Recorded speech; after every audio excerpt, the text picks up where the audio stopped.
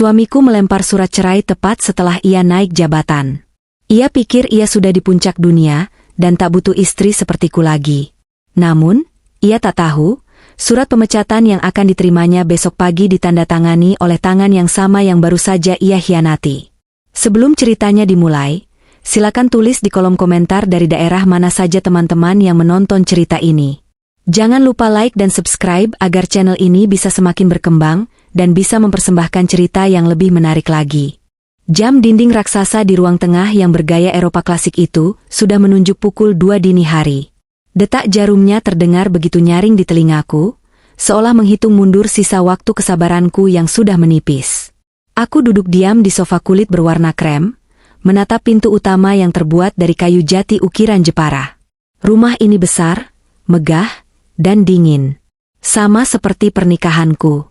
Sudah seminggu ini suamiku, Rangga, pulang larut malam atau bahkan tidak pulang sama sekali.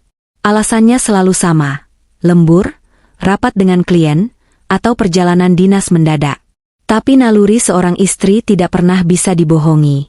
Bau parfum wanita yang asing, noda lipstik samar di kerah kemeja yang buru-buru ia masukkan ke keranjang cucian, hingga sikap dinginnya yang semakin menjadi-jadi. Tiba-tiba, suara deru mesin mobil sport terdengar memasuki halaman. Itu suara mobil baru Rangga, kendaraan mewah yang dibelinya 2 minggu lalu dengan alasan sebagai reward atas kerja kerasnya. Tak lama kemudian, pintu depan terbuka kasar. Suara tawa terdengar. Bukan hanya suara Rangga, tapi juga suara ibu mertuaku, Ibu Lestari. Mereka masuk dengan wajah berseri-seri, seolah baru saja memenangkan lotre terbesar dalam hidup. Rangga melangkah masuk dengan jas yang disampirkan di bahu, kemejanya sedikit berantakan, dan wajahnya memerah, jelas dia baru saja minum alkohol. Sementara Ibu Lestari, wanita parubaya yang selalu memandangku dengan tatapan merendahkan itu, berjalan di sampingnya sambil menenteng beberapa tas belanjaan bermerek. Masih bangun kamu?" Ibu Lestari menyapaku dengan nada sinis begitu melihatku duduk di ruang tengah. Ia meletakkan tas-tas belanjaannya di atas meja kaca dengan kasar. "Kirain sudah tidur. Biasanya kan kerjaan kamu cuma tidur dan menghabiskan uang anakku." Aku menarik napas panjang, berusaha menahan emosi yang mulai bergejolak di dada. "Aku menunggu Mas Rangga, Bu. Katanya ada hal penting yang mau dibicarakan." Rangga menghempaskan tubuhnya di sofa di hadapanku. Ia menatapku dengan sorot mata yang angkuh, sorot mata yang sangat berbeda dari Rangga yang ku kenal 5 tahun lalu. Dulu, tatapannya penuh cinta dan kerendahan hati. Sekarang, hanya ada kesombongan yang meluap-luap. "Ya, memang ada yang mau aku bicarakan," kata Rangga dengan suara berat. Ia merogoh saku jasnya dan mengeluarkan sebuah amplop coklat tebal. Dengan gerakan dramatis, ia melempar amplop itu ke atas meja, tepat di hadapanku. Amplop itu meluncur dan berhenti tepat di depan cangkir tehku yang sudah dingin. "Apa ini, Mas?" tanyaku pelan, meski hatiku sudah menduga isinya. "Buka saja," jawabnya ketus. "Itu tiket kebebasanmu." Tanganku sedikit gemetar saat meraih amplop itu. Perlahan aku membukanya dan mengeluarkan isinya. Kertas-kertas dengan kop surat pengadilan agama. Gugatan cerai. Mataku menyusuri baris demi baris kalimat di sana, tapi yang paling menyakitkan bukanlah isi hukumnya, melainkan alasan yang dicantumkan, ketidakcocokan dan istri tidak mendukung karir suami. Aku mendongak, menatap manik mata Rangga dalam-dalam.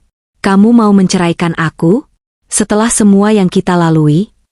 Rangga tertawa, sebuah tawa yang kering dan meremehkan. "Semua yang kita lalui? Maksud kamu, semua yang aku lalui? Sadarlah, Indira. Lihat sekelilingmu. Rumah mewah ini, mobil di garasi, semua fasilitas yang kamu nikmati, itu hasil keringatku. Hasil kerja keras Rangga."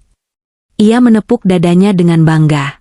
"Dengar ya, Indira," sambung Ibu Lestari, memotong pembicaraan dengan semangat yang berapi-api.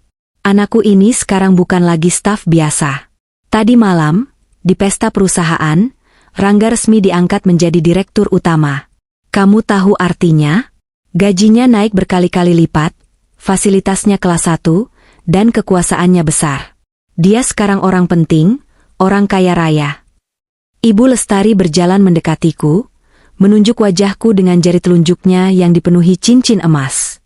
Dan kamu? Kamu cuma wanita kampung yang tidak punya apa-apa. Kamu cuma benalu. Level anakku sekarang sudah langit. Sedangkan kamu masih di dasar sumur. Kamu tidak pantas lagi mendampingi seorang direktur utama. Rangga butuh istri yang sepadan, yang berkelas, yang bisa diajak ke pesta bisnis tanpa bikin malu, bukan wanita yang cuma bisa masak sop buntut di dapur. Kata-kata itu begitu tajam, menusuk langsung ke ulu hati. Mereka pikir aku tidak tahu apa-apa. Mereka pikir aku hanyalah Indira, gadis yatim piatu yang dinikahi Rangga karena kasihan. Betapa ironisnya.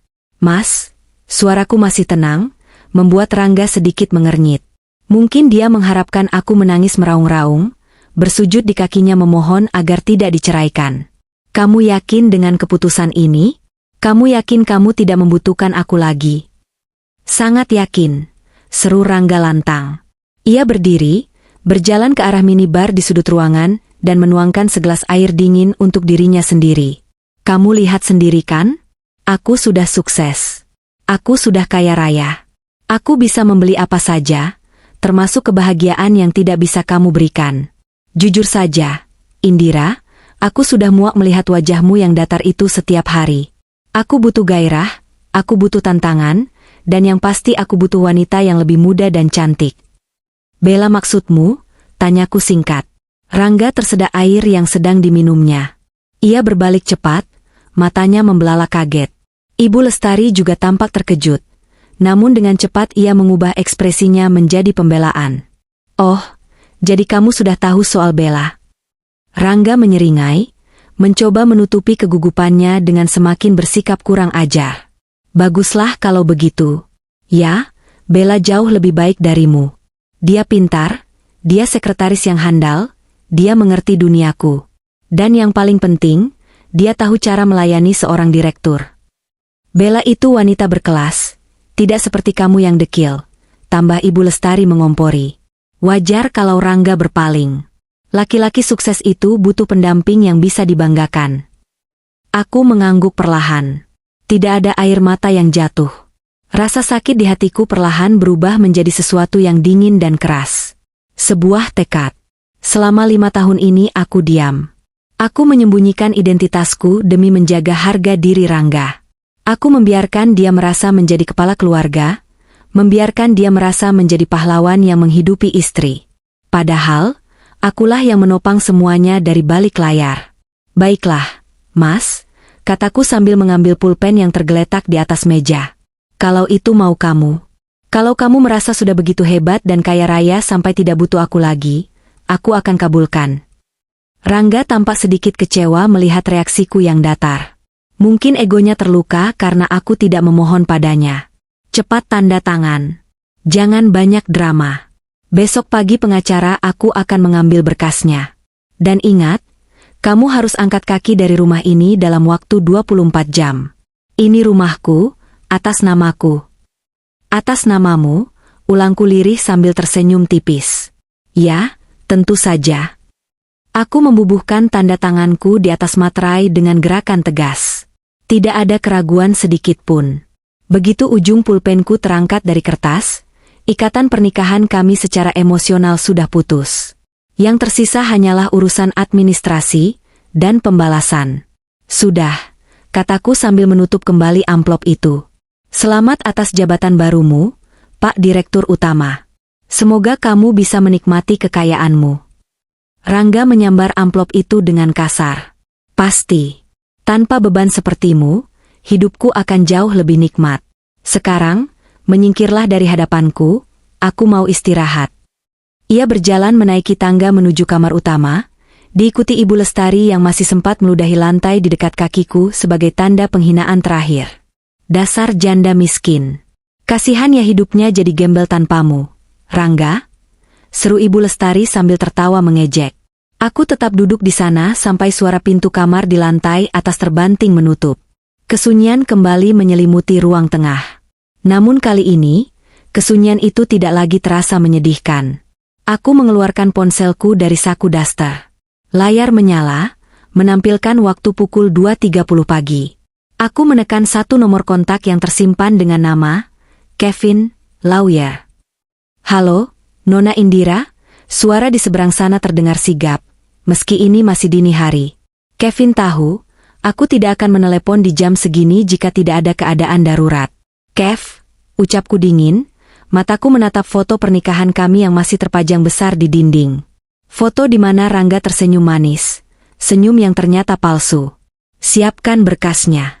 Besok pagi-pagi sekali, kirimkan surat pemecatan tidak hormat untuk Rangga Mahendra. Cabut semua akses fasilitasnya.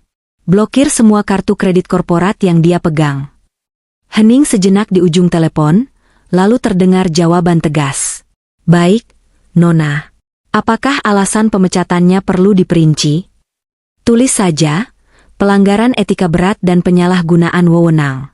Dan satu lagi, pastikan dia tahu siapa yang menandatangani surat itu. Jangan pakai cap perusahaan, tapi gunakan tanda tangan pribadiku sebagai pemilik saham mayoritas. Dimengerti, Nona. Akan saya laksanakan segera. Ada lagi?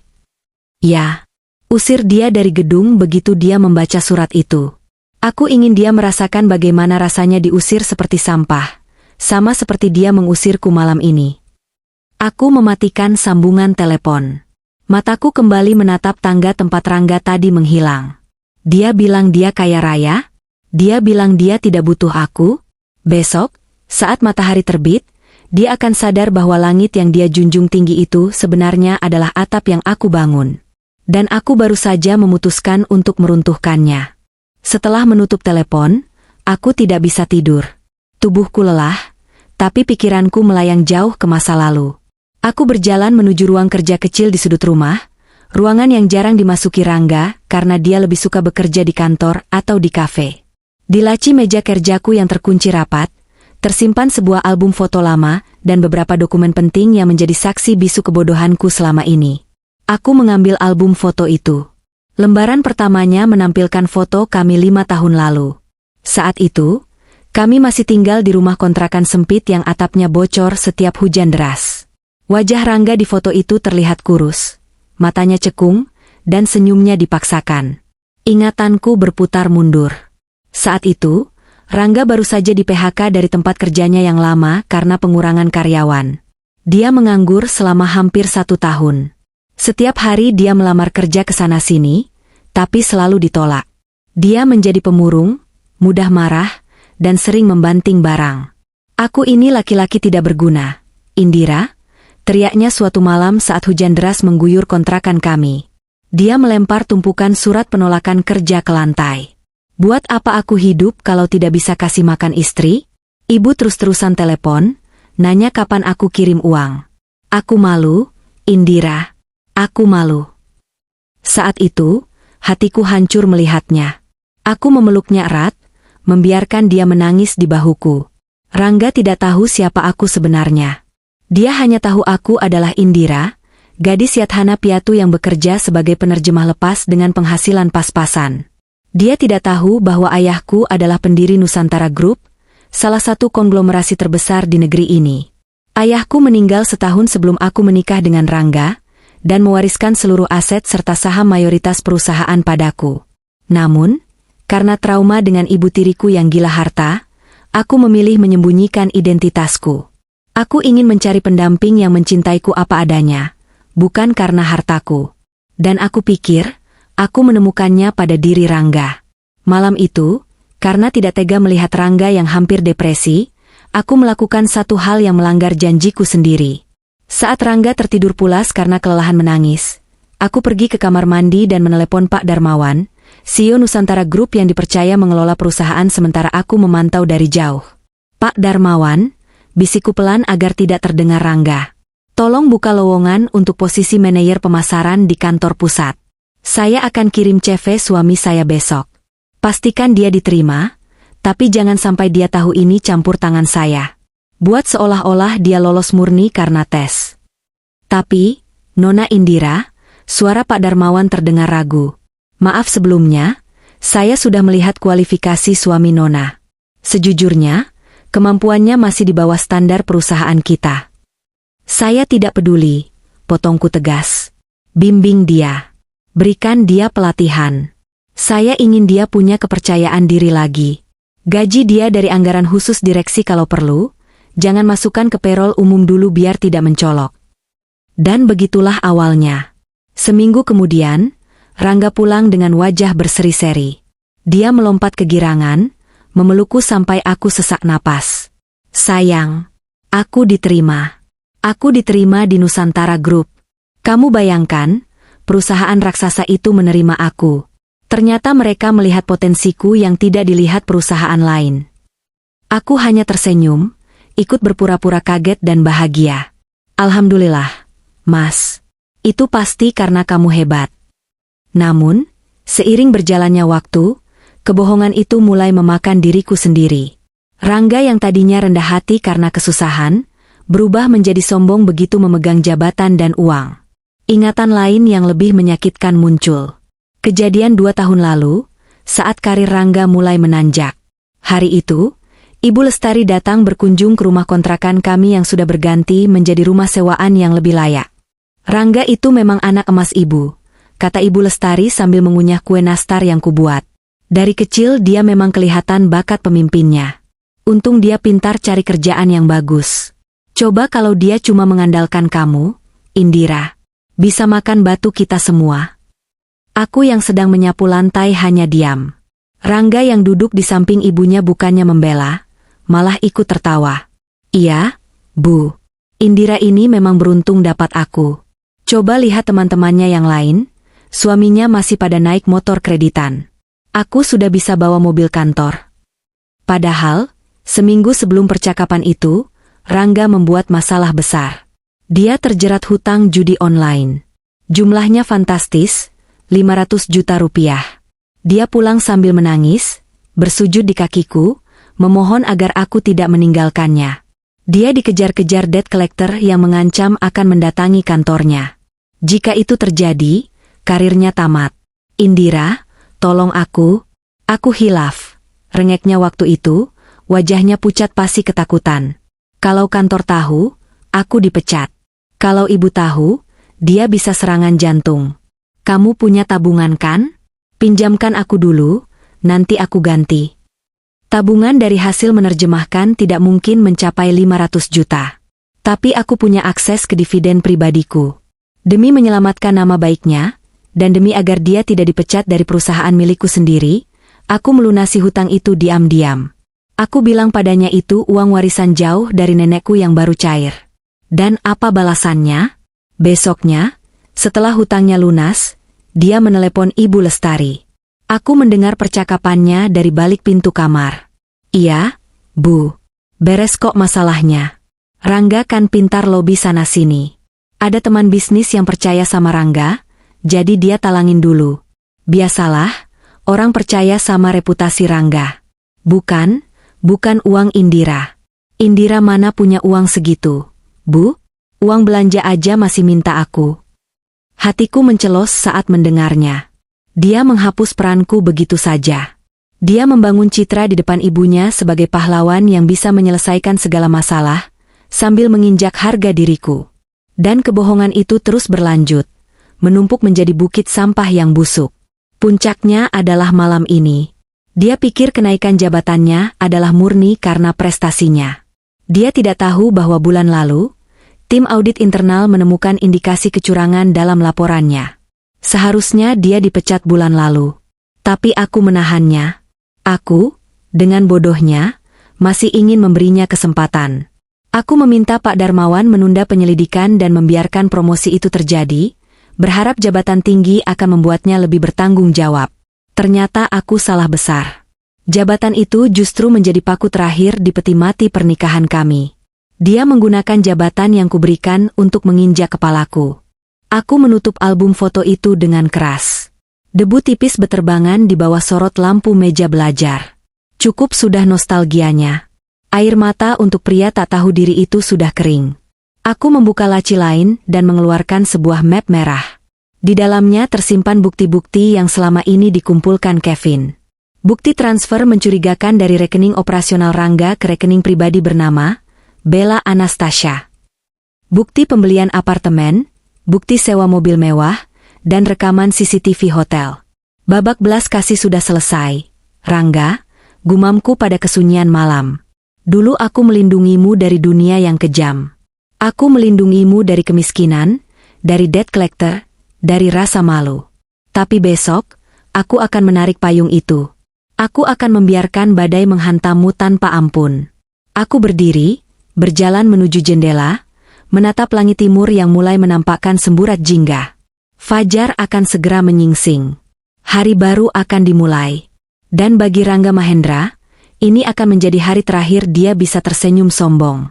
Aku tak sabar melihat wajahnya saat dia menyadari bahwa janda miskin yang dia hina ini adalah orang yang memegang nyawanya. Matahari belum sepenuhnya terbit saat aku kembali duduk di ruang kerjaku, memutar kembali ingatan ke 1 bulan yang lalu. Momen itulah yang sebenarnya menjadi awal dari akhir pernikahan kami. Momen di mana aku menemukan senjata mematikan yang akan kuhunuskan ke jantung kesombongan Rangga hari ini. Waktu itu, perusahaan Nusantara Group mengadakan pesta tahunan, gala dinner, di ballroom sebuah hotel bintang 5 di Jakarta Selatan. Sebagai istri dari seorang general manager, posisi Rangga saat itu sebelum naik jadi direktur, aku tentu saja diwajibkan hadir. Namun, kehadiranku di sana tak lebih dari sekadar pajangan bisu. Aku masih ingat betul gaun yang kupakai malam itu. Gaun sederhana berwarna navy yang kubeli di butik biasa, karena Rangga melarangku membeli baju mahal. Simpan uangnya buat renovasi rumah ibu, katanya waktu itu. Sementara dia mengenakan setelan jas tuxedo sewaan yang harganya lebih mahal dari uang belanja bulananku. Di pesta itu, aku diperlakukan seperti orang asing.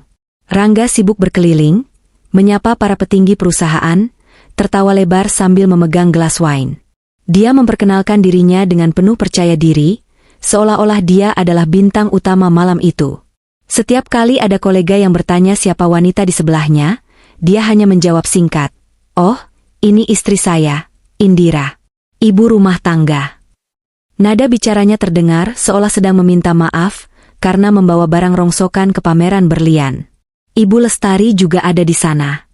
Dia berdandan menor, memakai perhiasan emas yang berlebihan, dan sibuk memamerkan kesuksesan anaknya kepada siapa saja yang mau mendengarkan.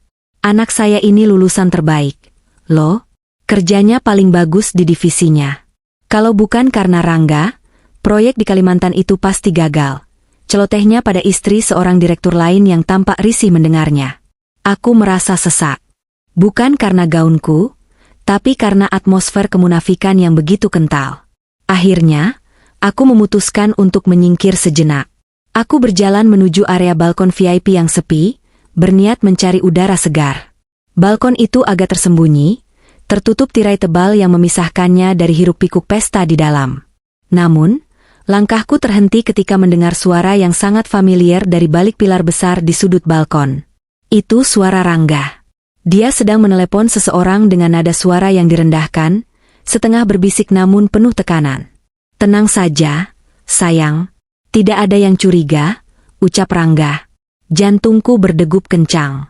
Aku menahan napas, merapatkan tubuhku ke dinding pilar agar tidak terlihat. Laporan audit bulan ini aman. Aku sudah suruh tim keuangan untuk memanipulasi data pengadaan barang. Angka yang kita markup di proyek Surabaya itu sudah masuk rekening penampungan, lanjut Rangga. Terdengar dia terkekeh pelan. "Iya, 500 juta bersih. Itu buat DP apartemen kamu di Kuningan yang kemarin kamu mau." Duniaku serasa runtuh saat itu juga. Lututku lemas. Bukan hanya karena panggilan, sayang, itu, yang jelas bukan ditujukan untukku, tapi karena isi pembicaraannya. Dia bukan hanya selingkuh, dia mencuri. Dia menggerogoti perusahaan milik keluargaku, perusahaan yang dibangun ayah dengan keringat dan darah, demi membelikan apartemen untuk selingkuhannya. "Sabar, Bella, dengar dulu," suara Rangga terdengar membujuk. "Jadi namanya Bella. Begitu SK direktur itu keluar bulan depan, aksesku ke anggaran perusahaan bakal lebih luas. Kita bisa main lebih rapi." "Istriku?" "Halah, si Indira itu bodoh. Dia mana ngerti soal keuangan. Dia tahunya cuma uang belanja pas-pasan. Dia nggak bakal curiga kalau aku bilang uangnya habis buat operasional." Air mataku menetes. tapi bukan karena sedih. Itu adalah air mata kemarahan. Kemarahan yang murni dan membakar. Dia menyebutku bodoh? Dia pikir aku tidak mengerti keuangan? Aku lulusan bisnis manajemen dari luar negeri dengan predikat cum laude, dan dia, suami yang kujunjung tinggi itu, menyebutku bodoh sambil merampok hartaku. Aku mengeluarkan ponselku dengan tangan gemetar. Aku menekan tombol rekam suara. Aku merekam sisa percakapan mereka selama 3 menit ke depan. Rangga dengan gamblang menjelaskan rencananya untuk memanipulasi vendor, membuat faktur palsu, dan mengalirkan dana CSR ke rekening pribadi atas nama kerabat Bella. Setelah Rangga menutup telepon dan kembali masuk ke dalam pesta dengan wajah tanpa dosa, aku masih berdiri di sana, mematung di tengah angin malam yang dingin. Saat itulah aku menelepon Kevin untuk pertama kalinya terkait masalah ini. Kevin, suaraku serak menahan tangis dan amarah. Saya butuh kamu selidiki suami saya. Sekarang juga. Cek semua transaksi di divisinya. Cek hubungannya dengan wanita bernama Bella. Saya mau bukti konkret, hitam di atas putih. Saya mau bukti yang bisa menjebloskan dia ke penjara, bukan sekadar bukti perselingkuhan. 2 hari setelah pesta itu, Kevin datang ke rumah saat Rangga sedang bekerja. Dia membawa map tebal berwarna merah. Nona Indira, Kevin membuka map itu di meja makan. Wajahnya serius. Dugaan Nona benar. Dan ini lebih buruk dari yang kita kira. Kevin menggelar lembaran-lembaran rekening koran dan foto-foto pengintaian. Wanita ini, Bella Anastasia, adalah sekretaris baru di divisi sebelah yang sering dipinjam Pak Rangga untuk urusan dinas luar kota. Tapi yang fatal adalah ini. Kevin menunjuk sebuah grafik aliran dana. Selama 6 bulan terakhir, ada kebocoran dana sebesar 2,5 miliar rupiah dari proyek yang dipegang Pak Rangga. Modusnya sangat rapi, menggunakan vendor fiktif. Uang itu mengalir ke rekening atas nama adik Bella, lalu ditransfer lagi ke rekening pribadi Bella. Mereka sudah membeli 1 unit apartemen mewah di Jakarta Selatan dan 1 mobil sport atas nama Bella. Aku menatap angka-angka itu dengan tatapan nanar. Uang perusahaan. Uang warisan ayah. Uang yang seharusnya digunakan untuk kesejahteraan ribuan karyawan Nusantara Group, malah dipakai Rangga untuk membiayai pelacur pribadinya. Ini senjata kita, Nona, kata Kevin pelan. Dengan bukti ini, kita bisa menuntutnya dengan pasal penggelapan dalam jabatan, pencucian uang, dan pemalsuan dokumen. Ancamannya di atas 5 tahun penjara. Aset-asetnya bisa disita. Aku menyentuh lembaran bukti itu. Kertasnya terasa dingin, tapi isinya panas membara. Saat itu, aku belum mau bertindak. Aku masih ingin melihat seberapa jauh Rangga akan melangkah. Aku ingin melihat apakah dia masih punya sedikit saja hati nurani. Ternyata tidak. Malam ini, dia membuktikan bahwa dia benar-benar sudah membusuk sampai ke akar-akarnya. Dia meminta cerai karena merasa sudah kaya dari hasil curian itu. Flashback itu berakhir. Aku kembali ke masa kini, duduk di kursi kerjaku. Sinar matahari pagi mulai menerobos celah jendela. Senjata, itu sudah siap. Bukti penggelapan, rekaman suara, dan sertifikat kepemilikan aset yang dibeli dengan uang haram. Semuanya ada di tanganku. Rangga berpikir dia menceraikan istri yang tidak berguna. Dia tidak sadar, dia baru saja membangunkan naga yang sedang tidur di atas tumpukan emas yang dia curi. Pagi ini, rumah terasa berbeda. Biasanya, aku akan bangun pukul 5 pagi, sibuk di dapur menyiapkan sarapan favorit Rangga, nasi goreng spesial dengan telur mata sapi setengah matang, dan menyeduh kopi hitam tanpa gula. Lalu aku akan menyiapkan baju kerjanya, menyetrika kemejanya hingga licin tanpa satu pun kerutan. Tapi hari ini, dapur bersih dan dingin. Tidak ada aroma bawang yang ditumis. Tidak ada bunyi ketel air yang mendidih. Aku sudah mandi dan berpakaian rapi. Bukan daster kumal yang biasa kupakai di rumah, melainkan setelan blazer putih gading rancangan desainer, ternama yang selama ini tersimpan rapi di bagian tersembunyi lemariku. Rambutku yang biasanya cuma dicepol asal-asalan, kini kubiarkan tergerai rapi dengan tatanan blow yang elegan. Wajahku kupulas make up tipis namun tegas, menyembunyikan mata sembab sisa begadang semalam. Pukul 7 pagi, Rangga turun dari lantai atas. Dia menyeret koper besar. Wajahnya terlihat segar, penuh semangat menyambut hari pertamanya sebagai orang kaya baru, yang bebas dari istri. Dia mengenakan jas mahal yang baru dibelinya kemarin. Dia berhenti di ruang tengah, mengernyit melihat meja makan yang kosong. "Loh, mana sarapan?" tanyanya dengan nada menuntut, seolah lupa bahwa semalam dia baru saja menceraikanku. "Kamu ini gimana sih? Mentang-mentang mau cerai, terus nggak mau melayani suami di hari terakhir? Jadilah istri yang berbakti sedikit kenapa?" Aku yang sedang duduk di sofa sambil membaca majalah bisnis, majalah yang memuat profil perusahaan Nusantara Group, hanya meliriknya sekilas. "Pelayanmu sudah mengundurkan diri semalam, Pak Direktur. Kalau lapar, beli saja," katanya kaya raya. Rangga mendengus kesal. Wajahnya memerah menahan marah. "Dasar wanita tidak tahu diri. Awas kamu ya. Jangan harap aku kasih uang pesangon sepeser pun. Kamu bakal mati kelaparan di jalanan." Dia menyeret kopernya menuju pintu depan dengan kasar. "Aku mau pergi. Aku akan tinggal di apartemen baruku. Nanti siang pengacaraku akan datang bawa surat yang harus kamu tanda tangani lagi untuk pembagian harta." "Ralat, tidak ada pembagian harta karena ini semua punyaku. Kamu cuma numpang." "Silakan pergi, Mas," jawabku tenang. "Nikmati hari ini sepuas-puasnya." Rangga membanting pintu depan. Sesaat kemudian, terdengar deru mobil sportnya meninggalkan halaman rumah. Begitu suara mobilnya menghilang di tikungan kompleks, aku langsung bergerak. Waktu untuk bermain korban sudah habis. Sekarang waktunya eksekusi. Aku mengambil ponsel dan segera menghubungi Kepala Bagian IT dan Keamanan Nusantara Group, Pak Hadi. "Pak Hadi, ini Indira," ucapku tegas. "Selamat pagi, Ibu Indira. Ada yang bisa saya bantu?" Suara Pak Hadi terdengar hormat dan sedikit kaget, karena aku jarang menelepon langsung. "Blokir akses ID card atas nama Rangga Mahendra, Direktur Pemasaran yang baru dilantik. Kunci aksesnya ke sistem server perusahaan, email, dan data keuangan. Sekarang juga. Jangan sampai dia bisa membuka satu file pun begitu sampai di kantor." "Baik, Bu. Apakah ada masalah keamanan?" "Anggap saja ada penyusup yang mencoba merusak perusahaan dari dalam. Lakukan segera. Dan satu lagi, instruksikan kepada kepala security lobby, jangan biarkan mobilnya masuk ke parkiran VIP direksi. Suruh dia parkir di basement umum atau di luar gedung sekalian." "Siap laksanakan, Bu." Setelah mematikan telepon dengan Pak Hadi, aku menelepon pihak bank prioritas tempat rekening operasional Rangga berada, rekening yang sebenarnya adalah kartu tambahan dari akun utamaku. "Halo, saya Indira.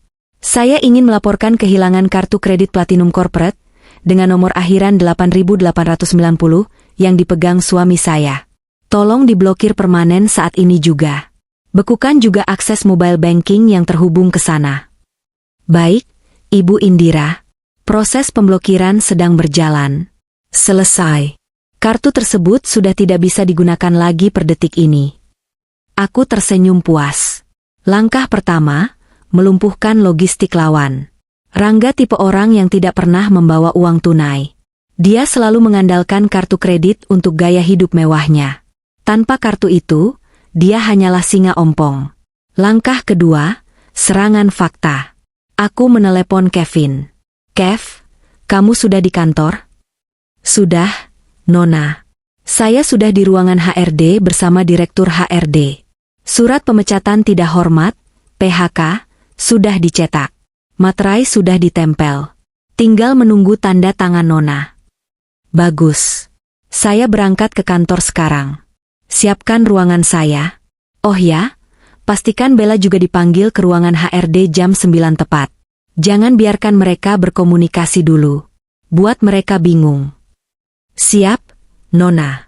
Mobil jemputan khusus sudah menunggu Nona di depan gerbang. Aku berdiri, merapikan blazerku.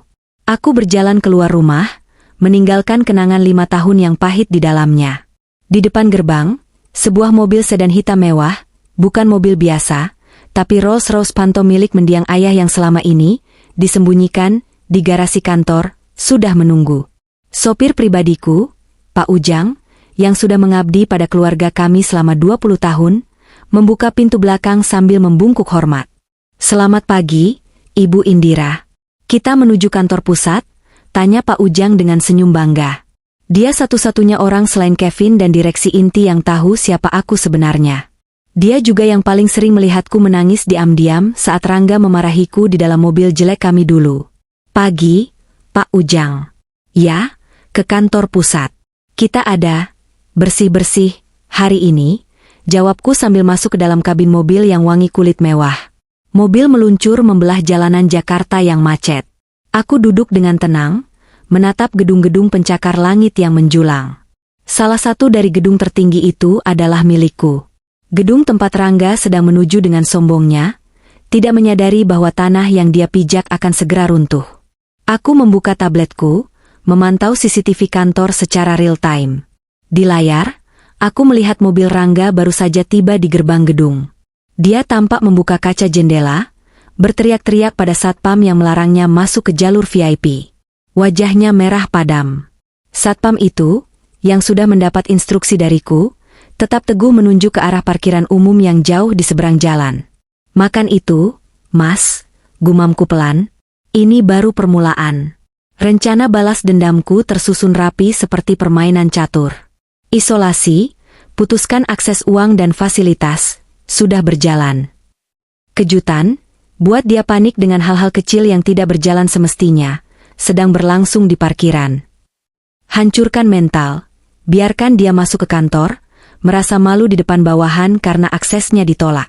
Eksekusi final, surat pemecatan di mejanya, dengan tanda tanganku yang akan menjadi mimpi buruknya seumur hidup.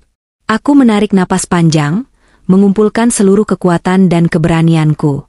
Hari ini, Indira si, janda miskin, akan mati. Dan Indira, sang Ratu Nusantara Group, akan bangkit untuk mengambil kembali tahtanya. Ngebut sedikit, Pak Ujang, perintahku. Aku tidak mau melewatkan wajahnya saat dia sadar kartu kreditnya ditolak untuk beli kopi di lobi. Siap, Bu. Mobilku melaju kencang, membawa serta badai yang akan menghancurkan hidup Rangga Mahendra dan Bella Anastasia. Mobil Rolls-Royce Phantom yang kutumpangi meluncur mulus memasuki area drop-off khusus VIP di lobi belakang gedung pencakar langit Nusantara Tower. Tidak ada yang menyadari kedatanganku di lobi utama yang hiruk-pikuk, karena akses ini memang dirancang khusus untuk pemilik gedung agar bisa masuk tanpa terdeteksi. Pak Ujang membukakan pintu dengan sigap. Aku melangkah turun, disambut oleh Kevin dan Pak Hadi, kepala keamanan gedung, yang sudah berdiri tegak memberi hormat. Selamat pagi, Ibu Indira, sapa Pak Hadi dengan suara baritonnya yang tegas namun penuh rasa segan. Sesuai instruksi, semua akses target sudah kami lumpuhkan. CCTV lobi utama sudah kami sambungkan ke tablet Ibu. Bagus, jawabku singkat sambil menerima tablet yang disodorkan Kevin. Antar aku ke ruangan kontrol sebentar. Aku ingin melihat pertunjukannya secara langsung sebelum naik ke ruangan saya. Kami berjalan menuju ruang keamanan. Di layar tablet yang kupegang, aku melihat sosok Rangga baru saja memasuki lobi utama lewat pintu depan. Dia berjalan dengan angkuh, dagu terangkat tinggi, satu tangan dimasukkan ke saku celana, sementara tangan lainnya memegang ponsel mahal keluaran terbaru. Jas mahalnya memang membuatnya terlihat necis, tapi bagiku, dia tampak seperti badut yang sedang berjalan menuju panggung eksekusi. Rangga tidak langsung menuju lift. Dia berbelok ke arah kedai kopi franchise internasional yang ada di lobi. Sudah menjadi kebiasaan barunya sejak naik jabatan. Membeli kopi mahal seharga puluhan ribu rupiah setiap pagi demi gengsi, padahal dulu dia selalu membawa bekal kopi sachet dari rumah yang kubuatkan. Aku memperbesar tampilan kamera CCTV nomor 4 yang menyorot tepat di depan kasir kedai kopi itu. Rangga memesan dengan suara lantang yang bisa didengar orang di sekitarnya. Caramel macchiato, grande. Extra shot. Dan satu lagi iced americano buat asisten saya. Cepat ya, saya ada rapat direksi, ucapnya sombong pada barista muda yang melayaninya. Barista itu menyebutkan nominal harga. Rangga dengan gaya santai mengeluarkan dompet kulit barunya, menarik kartu kredit Platinum Corporate yang selama ini dia banggakan, kartu yang sebenarnya adalah kartu tambahan dari rekening pribadiku. Dia menyerahkannya dengan 2 jari, gaya khas orang kaya baru yang ingin pamer. Barista menggesek kartu itu. Hening sejenak. Mesin EDC berbunyi bip panjang yang menyebalkan. Lampu indikator menyala merah. Maaf, Pak, Kartunya declinet, ucap barista itu sopan sambil mengembalikan kartu. Dahi Rangga berkerut. Hah? Nggak mungkin. Coba lagi. Mungkin mesin kamu yang rusak atau sinyalnya jelek. Itu kartu limitnya unlimited, Mbak. Barista itu mencoba lagi. Menggesek sekali lagi, menunggu beberapa detik. Bip. Declinet. Masih ditolak. Pak. Keterangannya, pick up card, atau hubungi bank penerbit, kata barista itu. Kali ini suaranya agak lebih keras karena antrean di belakang Rangga mulai panjang. Wajah Rangga mulai berubah warna. Dari yang tadinya cerah percaya diri, kini mulai memerah menahan malu. Orang-orang di antrean belakang, beberapa di antaranya adalah karyawan Nusantara Group yang mengenalnya, mulai berbisik-bisik. Pak Rangga itu kan? Katanya baru jadi direktur, kok kartunya ditolak? Bisik salah satu karyawan wanita pada temannya. Panik, Rangga mengeluarkan kartu lain. Kartu debit pribadinya. Dia memasukkannya ke mesin, menekan PIN dengan kasar. Bip. Saldo tidak mencukupi. Tentu saja tidak cukup. Gajinya yang baru belum masuk, dan uang di tabungannya sudah dia kuras habis untuk membelikan tas mewah buat Bella minggu lalu. Sialan, umpat Rangga pelan, tapi mikrofon CCTV yang canggih mampu menangkapnya. Dia merogoh saku celana, mencari uang tunai. Kosong. Dia benar-benar tidak membawa uang cash sepeser pun. Pak, jadi pesanannya bagaimana? Tanya barista itu dengan tatapan kasihan yang, bagiku, pasti terasa lebih menyakitkan daripada tamparan bagi ego Rangga yang setinggi langit. Batal, sentak Rangga kasar. Dia menyambar dompetnya dan berbalik badan, menabrak bahu seorang karyawan magang yang sedang antre di belakangnya tanpa minta maaf. Dia berjalan cepat meninggalkan kedai kopi itu dengan wajah padam karena malu. Aku tersenyum puas di ruang kontrol. 1 poin untuk kita, gumamku. Tapi penderitaannya belum selesai. Rangga berjalan menuju gate atau pintu putar otomatis yang menjadi akses masuk ke area lift perkantoran. Di sana, ratusan karyawan sedang mengantre masuk dengan tertib menempelkan ID card mereka.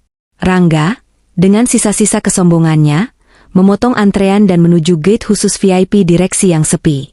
Dia mengeluarkan ID cardnya yang tergantung di leher dengan lanyard kulit mewah. Dia menempelkan kartu itu ke sensor. Biasanya, lampu akan berubah hijau dan palang akan terbuka. Tapi kali ini, TTOT. Lampu merah berkedip cepat.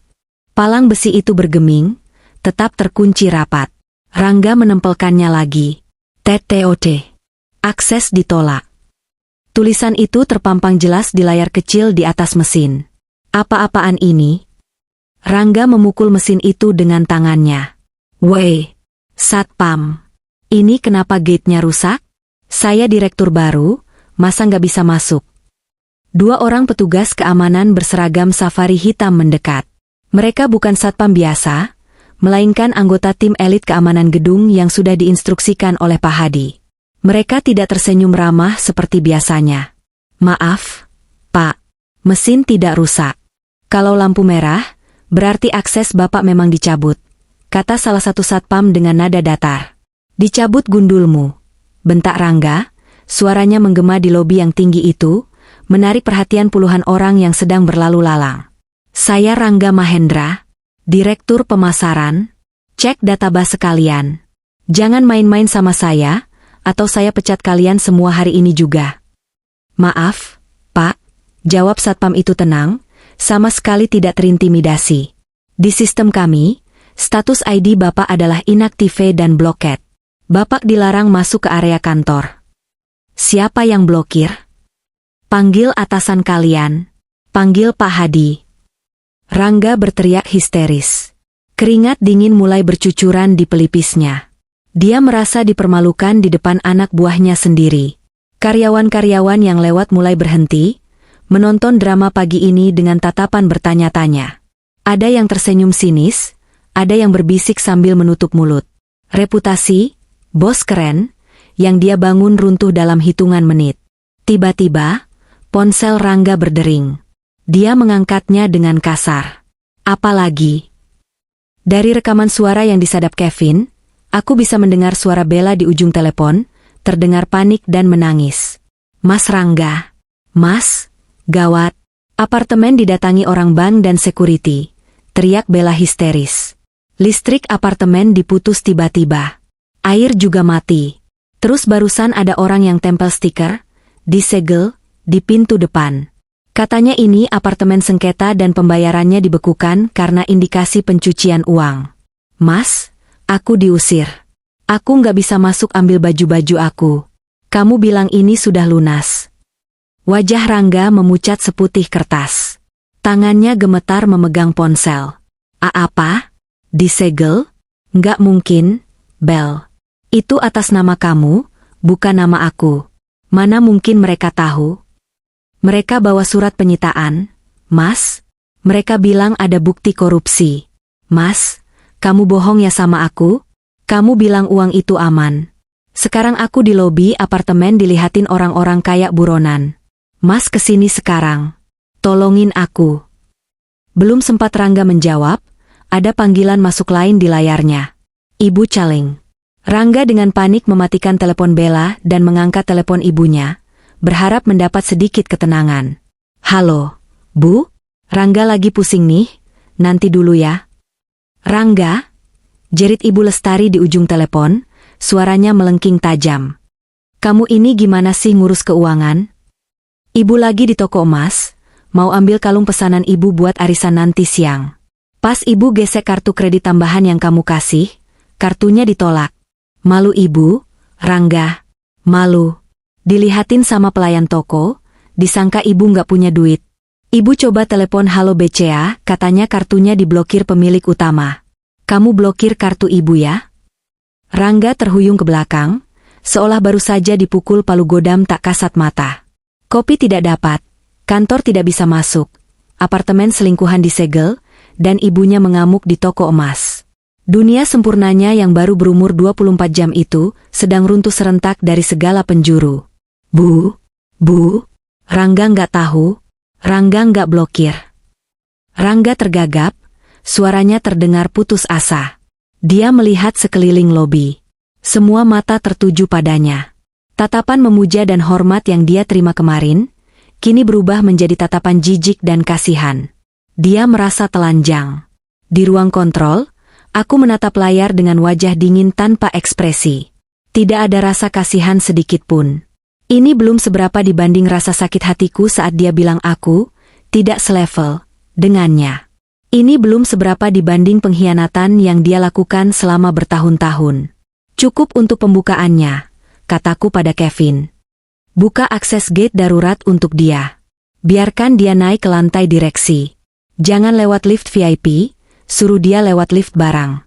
Biar dia merasakan posisinya yang sebenarnya. Kevin mengangguk dan memberi instruksi lewat Handy Talkie. Di layar CCTV, aku melihat Satpam tadi mendapat perintah lewat AirPage. Satpam itu kemudian menunjuk ke arah lorong belakang yang suram. Pak Rangga, kalau Bapak mau komplain ke manajemen, silakan lewat lift barang di belakang. Akses depan tertutup untuk Bapak. Rangga menatap Satpam itu dengan nyalang, tapi dia tidak punya pilihan. Harga dirinya sudah hancur di lobi utama. Dengan langkah gontai dan kepala tertunduk, dia menyeret kakinya menuju lorong lift barang yang biasanya dipakai untuk mengangkut sampah dan catering. Dia berjalan melewati tumpukan kardus bekas, jas mahalnya terserempet dinding yang kotor. Aku berdiri dari kursi ruang kontrol. Ayo, Kevin. Kita sambut dia di atas.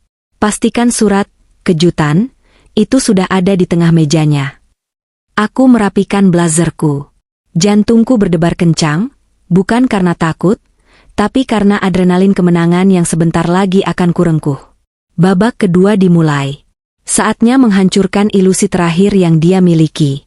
Lift khusus presdir yang kunaiki melesat cepat menuju lantai 50, lantai paling atas di gedung ini. Lantai yang selama ini dikenal Rangga sebagai lantai dewa, tempat para pemegang saham dan pemilik perusahaan berkantor. Lantai yang tidak pernah bisa dia masuki sembarangan tanpa janji temu berbulan-bulan sebelumnya.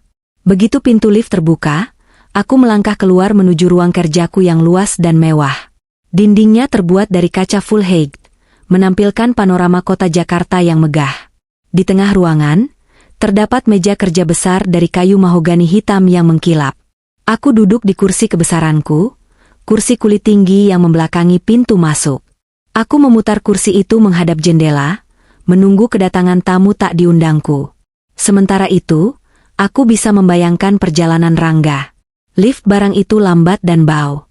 Dia pasti sedang menyusun 1000 alasan di kepalanya untuk memarahi bagian HRD atau IT. Dia pasti masih berpikir ini semua adalah kesalahan sistem atau konspirasi orang yang iri padanya. Dia tidak sadar bahwa dia sedang berjalan menuju lubang kuburnya sendiri. Sekitar 10 menit kemudian, terdengar keributan di luar ruangan. Pintu ganda ruanganku digedor keras, disusul suara sekretarisku, Siska, yang berusaha menahan seseorang. Pak Rangga, Bapak tidak boleh masuk sembarangan. Ibu sedang tidak bisa diganggu, seru Siska panik. Minggir kamu. Saya mau ketemu siapapun yang bertanggung jawab atas kekacauan ini. Suara Rangga terdengar menggelegar, penuh emosi. Saya direktur. Saya berhak masuk. Brak, pintu ruangan terbuka paksa. Rangga menerobos masuk dengan napas terengah-engah. Penampilannya sudah kacau. Rambutnya berantakan, dasinya miring, dan wajahnya basah oleh keringat dingin. Dia berdiri di tengah ruangan, matanya menyapu sekeliling kantor yang hening dan dingin itu. Dia belum melihatku karena sandaran kursi tinggiku menghalanginya. Dia hanya melihat Kevin yang berdiri tenang di samping meja kerja. Kevin? Rangga mengernyit bingung melihat pengacara pribadiku ada di sana. Ngapain kamu di sini? Oh, bagus. Kebetulan, kamu lihat kekacauan ini? Saya mau tuntut perusahaan ini.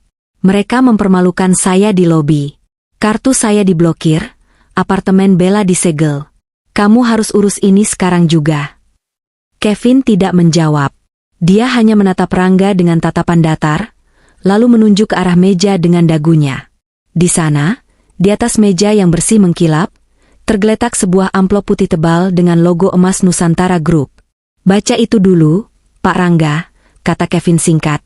Apa ini? Surat permintaan maaf dari manajemen? Rangga mendengus kasar. Dia melangkah maju, menyambar amplop itu dengan tangan gemetar karena marah. Harusnya mereka datang langsung minta maaf dan cium kaki saya, bukan cuma kasih surat. Rangga merobek amplop itu dengan tidak sabar. Dia menarik keluar lembaran kertas di dalamnya dan mulai membaca. Detik demi detik berlalu. Suasana ruangan mencekam. Aku bisa mendengar suara napas Rangga yang semakin berat. Matanya bergerak cepat dari kiri ke kanan, membaca baris demi baris kalimat di surat itu. Tiba-tiba, matanya membelalak lebar.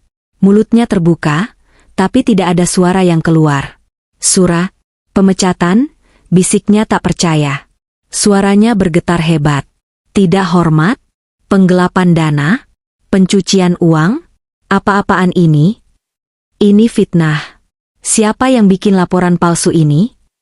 Dia melempar kertas itu kembali ke meja. Siapa? Siapa yang berani tanda tangan surat sampah ini? Saya akan pecat dia balik. Saya akan penjarakan dia. Kevin dengan tenang mengambil kertas itu, membaliknya ke halaman terakhir, lalu meletakkannya kembali di depan wajah Rangga. Dia menunjuk baris tanda tangan di bagian paling bawah. Silakan dilihat baik-baik siapa yang menandatangani, Pak Rangga. Rangga menunduk. Dia menyipitkan mata, membaca nama yang tertera di sana. Mengetahui dan menyetujui, Indira Larasati pemilik saham mayoritas, komisaris utama Nusantara Group. Waktu seolah berhenti. Rangga mematung. Dia membaca nama itu berulang-ulang. Indira. Istrinya. Wanita yang dia sebut bodoh. Wanita yang dia bilang cuma bisa masak dan menghabiskan uangnya. Indira? Gumamnya bingung, otaknya menolak memproses informasi itu. Indira, istriku? Nggak mungkin. Ini pasti salah ketik. Ini pasti ada Indira lain. Istriku cuma ibu rumah tangga biasa. Saat itulah aku memutar kursiku perlahan. Suara desing kursi putar memecah keheningan. Tubuhku berputar 180 derajat, hingga akhirnya aku berhadapan langsung dengannya. Aku duduk dengan kaki menyilang, kedua tangan bertaut di atas pangkuan, menatapnya dengan senyum tipis yang mematikan. Halo, Mas Rangga, sapaku lembut, namun nadanya sedingin es di kutub utara. Atau harus kupanggil, Mantan karyawan? Rangga mundur selangkah. Kakinya goyah seolah tulangnya baru saja dicabut. Dia menatapku seakan melihat hantu. Dia menatap penampilan baruku, blazer putih mewah, riasan wajah yang elegan, dan aura kekuasaan yang menguar kuat dariku, yang sangat kontras dengan Indira, kumal, yang dia tinggalkan tadi pagi. Indira? Suaranya tercekat di tenggorokan. Kak, kamu ngapain di kursi itu? Itu kursi pemilik. Turun kamu. Jangan bikin malu. Bikin malu? Aku tertawa kecil, lalu berdiri perlahan. Aku berjalan memutari meja, mendekatinya langkah demi langkah. Bunyi hak sepatu tinggiku beradu dengan lantai marmer, menciptakan irama teror bagi Rangga. Kamu yang bikin malu, Mas? Kamu pikir siapa yang meloloskan kamu kerja di sini 5 tahun lalu? Kamu pikir siapa yang membayar hutang judi 500 jutamu 2 tahun lalu? Kamu pikir uang siapa yang kamu curi untuk beli apartemen gundikmu itu? Aku berhenti tepat di hadapannya. Tatapan mataku menusuk langsung ke manik matanya yang ketakutan. Semua itu uangku, Rangga. Perusahaan ini, gedung ini, kursi yang kamu duduki, meja yang kamu pakai, bahkan gaji yang kamu sombongkan ke ibumu itu, semuanya berasal dari kantongku. Akulah Nusantara Group. Rangga menggeleng-gelengkan kepalanya lemah. Nggak mungkin. Kamu yatim piatu. Kamu miskin. Ayahku adalah pendiri perusahaan ini. Aku pewaris tunggal, potongku tajam. Aku menyembunyikan identitasku karena aku ingin dicintai dengan tulus. Aku ingin melihat apakah kamu laki-laki yang baik. Dan ternyata, kamu gagal total. Aku mengambil kembali surat pemecatan itu, dan menamparkannya pelan ke dada Rangga. Kamu dipecat, Mas. Bukan hanya dipecat, tim hukumku sudah melaporkan semua bukti penggelapan danamu ke polisi pagi ini. Bukti transfer ke Bella, markup proyek Surabaya, pemalsuan faktur. Kevin punya semuanya lengkap. 2,5 miliar rupiah, Mas. Itu angka yang cukup untuk membuatmu membusuk di penjara selama 10 tahun. Rangga jatuh berlutut. Kakinya benar-benar tidak kuat lagi menopang tubuhnya. Kesombongannya lenyap tak berbekas, digantikan oleh ketakutan yang amat sangat. Dia menatapku dari bawah, kali ini dengan tatapan memohon yang menyedihkan. Indira, sayang, maafkan aku. Rangga mulai menangis, air mata buaya mengalir deras di pipinya. Dia mencoba meraih tanganku, tapi aku menepisnya dengan jijik. Aku hilaf, Ra. Aku nggak tahu kalau ini punya kamu. Sumpah, aku cuma main-main sama Bella. Hatiku cuma buat kamu. Jangan penjarakan aku, Ra. Aku suamimu. Ingat kenangan kita? Suami? Aku mendengus jijik. Suami mana yang bilang, aku sudah kaya dan tak butuh kamu lagi, kepada istrinya? Suami mana yang selingkuh dan menghina istrinya? Gembel? Kata-katamu semalam sudah membunuh. Rangga, yang aku cintai. Yang ada di depanku sekarang cuma maling. Tiba-tiba pintu ruangan terbuka lagi. Petugas keamanan masuk membawa Bella. Wanita itu terlihat berantakan, make-up lunturnya bercampur air mata. Dia diseret paksa karena mencoba kabur dari gedung. Mas Rangga, teriak Bella saat melihat Rangga berlutut. Tapi kemudian matanya tertuju padaku. Dia terdiam, menyadari aura yang berbeda dariku. Nah, selingkuhanmu sudah datang, kataku santai. Aku berjalan kembali ke kursi kebesaranku dan duduk. Bawa mereka berdua ke lobi bawah sekarang. Umumkan di pengeras suara gedung tentang pemecatan mereka dan kasus pidananya. Biar semua karyawan tahu wajah pengkhianat dan pencuri. Indira, jangan, tolong. Rangga berteriak histeris, mencoba bangkit tapi ditahan oleh security. Bu, ibu bisa serangan jantung kalau tahu ini. Tolong kasihan sama ibu. Oh, ibumu. Aku tersenyum miring. Dia sedang dalam perjalanan ke sini. Aku sudah menyuruh sopir menjemputnya dari toko emas. Katanya dia mau melabrak, yang memblokir kartunya. Aku ingin dia melihat sendiri anak kebanggaannya diseret polisi. Bawa mereka pergi. Perintahku tegas pada petugas keamanan. Indira AA. Teriakan Rangga menggema saat dia dan Bella diseret keluar ruangan seperti sampah yang dibuang. Pintu tertutup kembali. Keheningan menyelimuti ruangan. Aku menghela napas panjang, menyandarkan punggungku di kursi empuk itu. Rasanya lega. Beban yang menindih dadaku selama bertahun-tahun akhirnya terangkat. Aku menatap Kevin yang masih berdiri setia. Terima kasih, Kev. Proses selanjutnya serahkan ke polisi. Pastikan mereka tidak dapat celah hukum sedikit pun. Baik, Nona. Sesuai keinginan Nona. Aku memutar kursiku kembali menghadap jendela, menatap kota Jakarta di bawah sana. Rangga benar, level kami memang berbeda. Tapi bukan dia yang di langit. Dialah yang di tanah, dan dia baru saja menggali lubangnya sendiri semakin dalam. Lift yang membawa kami turun ke lobi terasa berjalan sangat lambat, seolah memberi waktu bagi Rangga dan Bella untuk meresapi kehancuran mereka. Di dalam kotak besi itu, hanya terdengar isak tangis Bella yang tertahan dan napas Rangga yang memburu. Dua petugas keamanan bertubuh kekar memegangi lengan mereka masing-masing, memastikan tidak ada upaya melarikan diri. Aku berdiri di belakang mereka, menatap punggung Rangga yang dulu terlihat gagah, kini membungkuk seperti udang rebus. Pintu lift berdenting dan terbuka di lantai dasar. Suasana lobi Nusantara Tower saat itu sedang berada di puncaknya. Ini jam makan siang. Ratusan karyawan berlalu lalang, kurir pengantar paket berdatangan, dan tamu-tamu bisnis sedang menunggu di sofa tunggu. Begitu kami keluar, perhatian seluruh ruangan langsung tersedot pada pemandangan ganjil ini.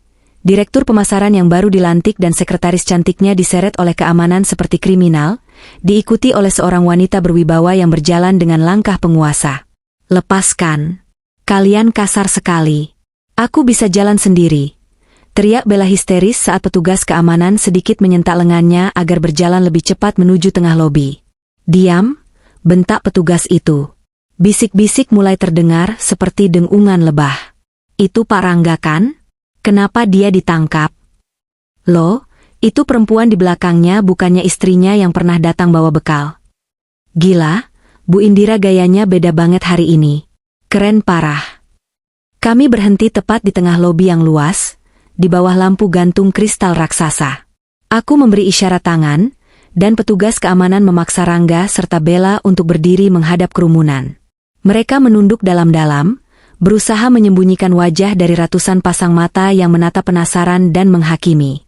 Kamera ponsel mulai bermunculan, merekam setiap detik kejatuhan mereka. Tepat pada saat itu, keributan terjadi di pintu utama. Minggir, minggir kalian semua. Di mana anakku? Suara melengking yang sangat kuhafal membelah kerumunan. Ibu Lestari menerobos masuk dengan napas ngos-ngosan. Dia masih mengenakan kebaya mencolok yang dipakainya ke toko emas tadi, tas mewahnya menjuntai di lengan. Wajahnya merah padam karena amarah, bedaknya luntur oleh keringat. Sopir yang menjemputnya, atas perintahku, telah memberitahunya bahwa Rangga ada di lobi kantor. Mata Ibu Lestari menyapu ruangan dan mendarat pada sosok Rangga yang sedang dipegangi satpam. Rangga, jeritnya. Dia berlari menghampiri, tas tangannya berayun liar. Dia memukul lengan petugas keamanan yang memegang Rangga. Lepaskan anakku. Dasar satpam kurang ajar. Kalian gak tahu siapa dia? Dia direktur di sini. Berani-beraninya kalian perlakukan dia seperti maling. Petugas keamanan itu tidak bergeming, hanya menepis tangan Ibu Lestari dengan sopan namun tegas. Maaf, Bu. Harap tenang. Ibu Lestari beralih menatapku. Matanya menyipit penuh kebencian begitu menyadari kehadiranku. Tanpa babe ibu, dia melangkah maju dan menunjuk wajahku dengan telunjuknya yang gemetar. Heh, kamu, bentaknya kasar. Pasti ini ulah kamu kan, Indira? Kamu sakit hati dicerai Rangga, terus kamu bikin drama murahan kayak gini buat malu-maluin suami kamu sendiri? Dasar istri durhaka. Istri pembawa sial. Gara-gara kamu kartu kredit anakku diblokir ya? Kamu apakan rekeningnya? Ngaku. Suasana lobi hening seketika. Drama keluarga ini menjadi tontonan gratis yang lebih menarik daripada sinetron. Rangga berusaha menahan ibunya, wajahnya pucat pasi. Bu, sudah. Bu, jangan. Bisiknya lemah. Kenapa diam? Rangga, lawan perempuan kampung ini. Ibu Lestari makin menjadi-jadi. Dengar ya semua orang. Wanita ini cuma numpang hidup sama anak saya. Anak saya sukses, kaya raya, dan perempuan ini iri dengki karena mau diceraikan. Dia nggak pantas injak lantai marmer gedung ini. Aku mendengarkan caci makinya dengan tenang. Wajahku datar, tak terusik sedikit pun. Setelah Ibu Lestari kehabisan napas karena berteriak, aku tersenyum tipis. Senyum yang membuat bulu kuduk Rangga meremang. Sudah selesai bicaranya, Bu Lestari? Tanyaku pelan, namun suaraku bergema jelas di lobi yang senyap itu. Aku melangkah maju satu langkah, memperpendek jarak di antara kami. Ibu bertanya siapa yang memblokir kartu kredit itu? Saya. Ibu bertanya siapa yang memerintahkan penangkapan ini? Saya. Dan ibu bilang saya numpang hidup. Aku tertawa renyah, tawa yang terdengar mengerikan di telinga Rangga. Aku menoleh ke arah Kevin. Kevin, tolong tampilkan di layar besar. Kevin mengangguk dan memberi sinyal pada tim IT. Layar LED raksasa di dinding lobi yang biasanya menampilkan profil perusahaan dan harga saham, tiba-tiba berubah tampilan. Muncul sebuah bagan struktur organisasi Nusantara Group yang sangat besar. Di puncak piramida, di atas jajaran direksi, terpampang foto wajahku dengan jelas. Indira Larasati, pemilik komisaris utama. Dan di bawahnya, bergulir video bukti-bukti CCTV saat Rangga dan Bella bermesraan, serta bukti transfer uang haram mereka. Lihat ke atas, Bu, perintahku dingin. Ibu Lestari mendongak. Matanya membelalak lebar melihat wajah menantunya terpampang sebesar raksasa di lobi gedung pencakar langit itu. Mulutnya menganga, kata-katanya tercekat. Dia menoleh ke arah Rangga, meminta penjelasan, tapi Rangga hanya menunduk pasrah. Itu apa maksudnya? Gagap Ibu Lestari. Maksudnya, suaraku meninggi, penuh wibawa, gedung ini milik saya. Perusahaan tempat anak ibu bekerja, milik saya. Mobil mewah yang ibu pamerkan ke tetangga, itu aset perusahaan saya. Uang yang ibu pakai beli emas, beli tas, dan foya-foya selama ini, itu uang warisan ayah saya yang diberikan lewat gaji buta Rangga. Bohong. Desis Ibu Lestari, kakinya mulai goyah. Kamu kan cuma anak yatim miskin. Saya kaya raya sejak lahir. Bu, potongku tajam. Saya diam karena saya menghargai suami saya. Tapi anak ibu dan ibu sendiri justru menginjak-injak harga diri saya. Ibu bilang saya gembel? Tanpa saya, anak ibu cuma pengangguran yang terlilit hutang judi. Kerumunan karyawan mulai riuh rendah. Suara decak kagum dan cemoohan terdengar bersahutan. Gila, ternyata Bu Indira yang punya Nusantara Group. Wah, parah banget suaminya. Udah ditolong malah selingkuh. Mampus tuh mertuanya, kena mental. Aku berbalik menghadap karyawan-karyawanku. Dengar semuanya, seruku lantang. Mulai hari ini, Rangga Mahendra dipecat secara tidak hormat karena melakukan tindak pidana korupsi dan penggelapan dana sebesar 2,5 miliar rupiah untuk membiayai wanita simpanannya, Bella Anastasia. Aku menunjuk Bella yang kini menangis meraung-raung di lantai. Dan Bella, kamu juga dipecat dan akan diproses hukum. Tepat saat itu, suara sirine mobil polisi terdengar mendekat di depan lobi. 4 orang polisi berseragam lengkap masuk dengan langkah tegap. Mereka menghampiri kami, membawa borgol. Bapak Rangga Mahendra dan Ibu Bella Anastasia, kata komandan polisi itu tegas. Kami membawa surat penangkapan atas laporan penggelapan dana dan pencucian uang. Anda berhak diam, tapi segala perkataan Anda bisa digunakan di pengadilan. Klik, klik. Suara borgol yang mengunci pergelangan tangan Rangga terdengar begitu nyaring. Rangga tidak melawan. Jiwanya sudah hancur lebur. Dia menatapku untuk terakhir kalinya, matanya basah dan kosong. Ra, tolong. Aku memalingkan wajah. Bawa mereka. Saat polisi menyeret Rangga pergi, Ibu Lestari yang sedari tadi mematung karena syok, tiba-tiba menjerit histeris. Dia mengejar polisi, menarik-narik seragam mereka. Jangan bawa anak saya. Anak saya orang baik. Dia direktur. Ini salah mantu saya. Tangkap dia. Dia yang jebak anak saya. Tapi tidak ada yang mendengarkannya. Ibu Lestari tersandung kakinya sendiri dan jatuh tersungkur di lantai marmer yang dingin. Dia menangis, memukul-mukul lantai, meratapi nasib anak emasnya yang kini jadi tersangka. Tas mewahnya terlempar, isinya berhamburan keluar. Lipstik, bedak, dan dompet kosong berserakan. Pemandangan yang menyedihkan sekaligus memuaskan. Aku berjalan melewati tubuh Ibu Lestari yang masih meraung-raung. Aku berhenti sejenak di sampingnya, menunduk sedikit. Nikmati masa tua ibu, bisikku dingin. Rumah dan mobil yang ibu pakai sekarang adalah aset yang dibeli pakai uang korupsi Rangga. Polisi akan menyitanya sore ini juga. Ibu harus cari kontrakan baru. Semoga tetangga ibu yang dulu sering ibu hina mau menampung ibu. Ibu Lestari mendongak, menatapku dengan tatapan horor. Dia mencoba meraih kaki celanaku. Indira, ibu minta maaf. Ibu hilaf. Jangan usir ibu. Aku menarik kakiku menjauh, tak sudi disentuh. Aku menegakkan tubuh, merapikan blazerku, dan berjalan menuju lift VIP dengan kepala tegak. Kevin dan tim keamanan mengikutiku. Di belakangku, suara tangisan penyesalan Ibu Lestari perlahan tenggelam oleh hiruk-pikuk karyawan yang kembali bekerja, menutup babak kehancuran keluarga yang tak tahu diuntung itu. Karma sudah dibayar lunas. Dan kembaliannya, aku simpan sebagai pelajaran hidup. 6 bulan kemudian, hujan gerimis membasahi kaca jendela ruang kerjaku di lantai 50. Jakarta tampak labu dari atas sini, tapi hatiku cerah secerah mentari pagi. 6 bulan telah berlalu sejak hari penghakiman itu.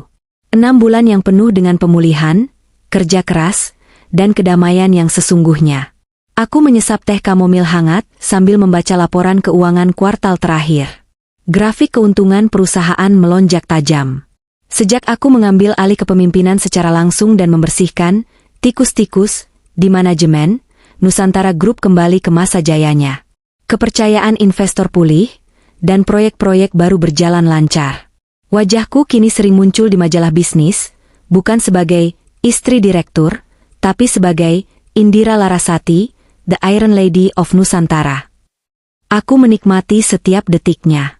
Aku tidak lagi harus menyembunyikan siapa diriku. Aku tidak lagi harus berpura-pura bodoh. Tok tok tok. Pintu ruangan diketuk pelan. Kevin masuk dengan senyum lebar, membawa sebuah berkas. Sore, Bu Indira. Ini salinan putusan pengadilan yang baru saja keluar, katanya sambil meletakkan map hijau di mejaku. Aku membuka map itu. Mataku menyusuri kalimat putusannya. Terdakwa Rangga Mahendra, vonis 4 tahun penjara dan denda pengembalian dana. Terdakwa Bella Anastasia, vonis 2 tahun penjara. Hanya 4 tahun, tanyaku sambil mengangkat alis. Itu sudah maksimal untuk pasal yang kita kenakan, Bu, mengingat dia mengaku bersalah dan kooperatif di sidang. Tapi, Kevin memberi jeda dramatis, aset-asetnya habis total. Apartemen disita bank, mobil ditarik leasing, dan sisa tabungannya dipakai untuk bayar ganti rugi ke perusahaan meski masih kurang banyak. Dia benar-benar nol. Bagaimana dengan ibunya? Ibu Lestari? Terakhir saya dengar, dia kena serangan stroke ringan setelah rumahnya disita. Sekarang dia tinggal di kontrakan petak di pinggiran Jakarta, dirawat oleh kerabat jauh yang sebenarnya tidak ikhlas membantunya. Tetangga-tetangga lamanya tidak ada yang mau peduli karena dulu dia terlalu sombong. Aku mengangguk pelan, menutup map itu. Tidak ada rasa senang yang berlebihan, hanya rasa lega bahwa keadilan telah ditegakkan. Terima kasih infonya, Kev. Kamu boleh pulang duluan. Baik, Bu. Selamat sore. Aku membereskan meja, mengambil tas tanganku, dan beranjak pulang. Hari ini aku ingin menyetir sendiri. Aku rindu merasakan kendali di tanganku, bukan hanya di perusahaan, tapi juga di jalanan. Aku mengendarai mobil sport merah marun baruku menembus kemacetan Jakarta sore hari. Musik jazz mengalun lembut di dalam kabin, menenangkan saraf-sarafku. Hidupku terasa penuh. Aku punya teman-teman yang tulus, karyawan yang menghormatiku, dan kebebasan finansial yang kukuasai sendiri. Aku tidak butuh laki-laki untuk mendefinisikan siapa aku. Lampu merah menyala di perempatan besar kawasan Kuningan. Hujan mulai turun agak deras. Wiper mobilku bergerak ritmis menyapu air. Saat sedang menunggu lampu hijau, Mataku menangkap pergerakan di trotoar sebelah kiri. Ada seorang penjual tisu asongan yang sedang berteduh di bawah jembatan penyeberangan. Pakaiannya lusuh, basah kuyup terkena cipratan air dari mobil-mobil yang lewat. Tubuhnya kurus kering, wajahnya tertutup topi kusam yang ditarik rendah. Dia berjalan pincang mendekati mobil di depanku, mengetuk kaca, menawarkan tisu dengan gestur memohon. Pengemudi mobil itu mengusirnya dengan kasar. Laki-laki itu mundur, lalu berjalan ke arah mobilku. Dia mengetuk kaca jendelaku pelan. Aku menoleh. Jantungku sempat berhenti berdetak sesaat.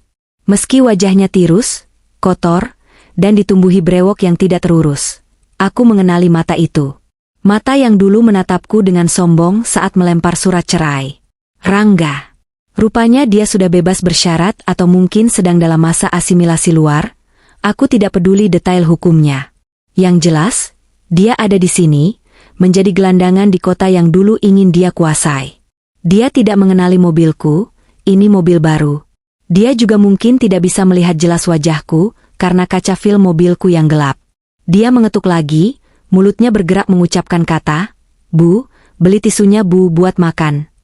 Aku menatapnya lekat-lekat dari balik kaca yang aman. Inilah laki-laki yang pernah berkata, "Aku sudah kaya raya dan tak membutuhkanmu lagi." Lihatlah dia sekarang. Hujan membasahi tubuhnya yang menggigil. Sepatunya jebol. Kesombongannya telah luntur dimakan aspal jalanan yang keras. Karma bukan sekadar balas dendam. Karma adalah cermin yang memantulkan kembali apa yang kita lempar ke semesta. Tanganku bergerak ke arah tombol power window. Ada dorongan kecil di hati untuk membuka kaca, memberinya uang 100.000, atau sekadar menunjukkan wajahku agar dia tahu siapa yang dia minta-minta. Agar dia semakin hancur melihatku di dalam mobil mewah ini. Tapi kemudian, aku menghentikan tanganku. Untuk apa? Kepuasan melihat wajah kagetnya hanya akan menarikku kembali ke masa lalu. Aku sudah bukan Indira yang dulu. Rangga hanyalah masa lalu yang sudah selesai, sebuah bab buku yang sudah kututup rapat. Dia tidak layak mendapatkan sedetik pun lagi dari waktuku, bahkan tidak layak mendapatkan amarahku. Lampu lalu lintas berubah menjadi hijau. Aku menarik tanganku dari tombol jendela, memegang kemudi dengan mantap, dan menginjak pedal gas. Mobilku melaju membelah hujan, meninggalkan sosok laki-laki penjual tisu itu di belakang. Aku tidak menoleh ke kaca spion. Aku menatap lurus ke depan, ke arah jalanan luas yang terbentang, ke arah masa depan yang cerah dan sepenuhnya milikku. Hujan perlahan reda, digantikan oleh bias pelangi tipis di ufuk barat. Aku tersenyum. Badai sudah berlalu, dan aku, Indira Larasati, masih berdiri tegak.